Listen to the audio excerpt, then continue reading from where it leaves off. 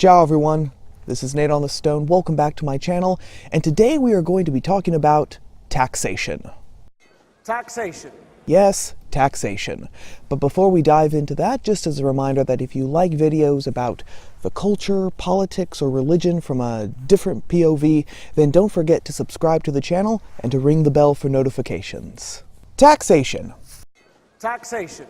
Yes, taxation. It's about as inevitable as the sunrise and about as pleasant as death. I honestly can't think of anyone who looks forward to being taxed. I know that I certainly don't. And people like Alexandria Ocasio-Cortez, who just proposed a 70% income tax on the rich, don't exactly warm people up to the idea more than they already are. I've noticed more and more recently, though, that people have taken their natural aversion of taxation and have gone the next step and equated taxation with out-and-out theft. And the idea goes like this. When the state taxes you, it is coercing you to part with some of your legally obtained wealth, the fruit of your work, for its own end, which sounds like a really good definition of theft, to be perfectly honest. And this is where the oft-repeated example comes in.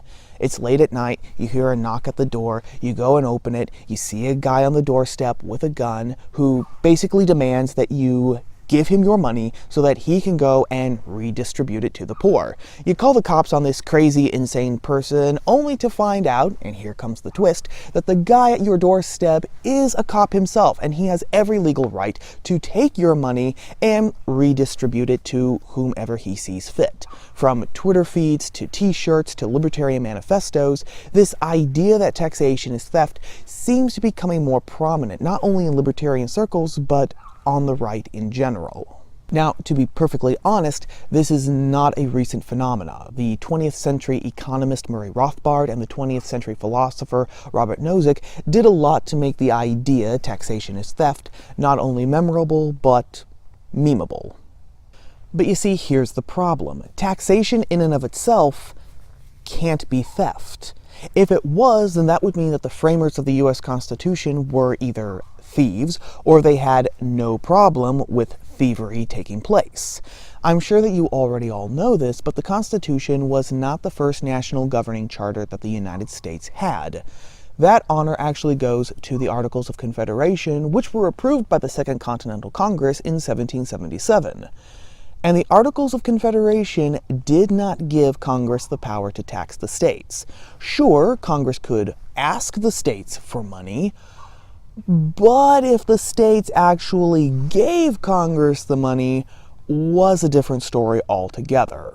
Now, this might not have been so bad, but after the American Revolution, the United States owed France and the Netherlands something about $43 million, money that they had borrowed to actually pay for the revolution, which comes out today to $1,022,418,301.89.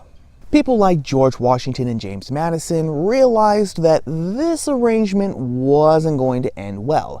And so when the Constitutional Convention was called in 1787, the convention gave the newly created federal government, specifically Congress, the power to tax the states in Article 1, Section 8, stating, "The Congress shall have power to lay and collect taxes, duties, imposts, and excises, to pay the debts, and to provide for the common defense and general welfare of the United States." Now, it is true that just because the framers decided to do something a certain way, that doesn't mean that what they decided on was true. So a question that we really have to ask ourselves is, why do governments need to tax their citizens anyway? Now, the good thing is that the Constitution actually helps us in this question, stating in Article 1, Section 8, the different duties that the government is supposed to take on with the taxes that are raised by the states, some of which include creating and upkeeping the Army and the Navy, creating inferior courts underneath the Supreme Court, and creating post offices. So in other words, the common defense, the Army and the Navy, and the general welfare, which includes justice, the courts, and communication, the post offices. Now, these duties fall in line with what John Adams said was the primary end goal of government: the happiness of the people. We need some amount of safety in order to be happy. At the very least, safety from the big threats like foreign invasion. Every society needs justice, because without justice and without the proper instruments to distribute justice, we're going to end up with either a strongman rule or vigilantism. And communication is just needed for the free exchange of goods and ideas. Now, some libertarians might respond, but taxation is still theft because no one explicitly agrees to be taxed for these services. And some people go without these services, so their being taxed for those services is unquestionably theft.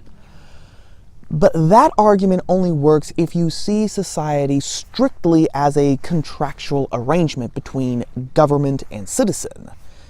And society isn't like that. Society is also about culture, it's about history, it's about language. Society is more like an inheritance that we're given, or an extended family.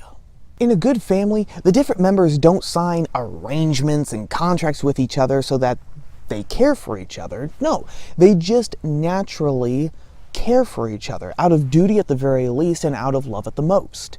And the same thing happens in a good society. We don't have to sign a contract with society before society extends to us certain just and legitimate services, like the common defense.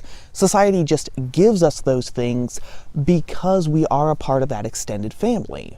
On the flip side, we shouldn't be such dime store lawyers that we refuse to do our just share for those services until we sign a contract. But, here's the catch. Taxation is only just and legitimate when it is used for the common defense or for the general welfare, for those certain specific things that will bring happiness, legitimate happiness, to the most people. When taxation is used for utopian redistribution programs like AOC's 70% income tax on the rich, or when 3 million of our tax money is used to study lesbian obesity, or when $48,500 is spent on studying Russian smokers, or when $3.1 billion is spent paying for the vacations of federal employees who were placed on administrative leave, no less, that's when I can join forces with the libertarians and say, yeah, spending my money, our money, on your pet projects and just keeping the federal apparatus happy, that's theft. What's needed is common sense, being able to determine if a certain project or action will actually advance the legitimate happiness of the most people. It shouldn't be hard. But in an age when common sense is not so common, which, come to think of it, is probably most ages if we're 100% honest, it might take some practice.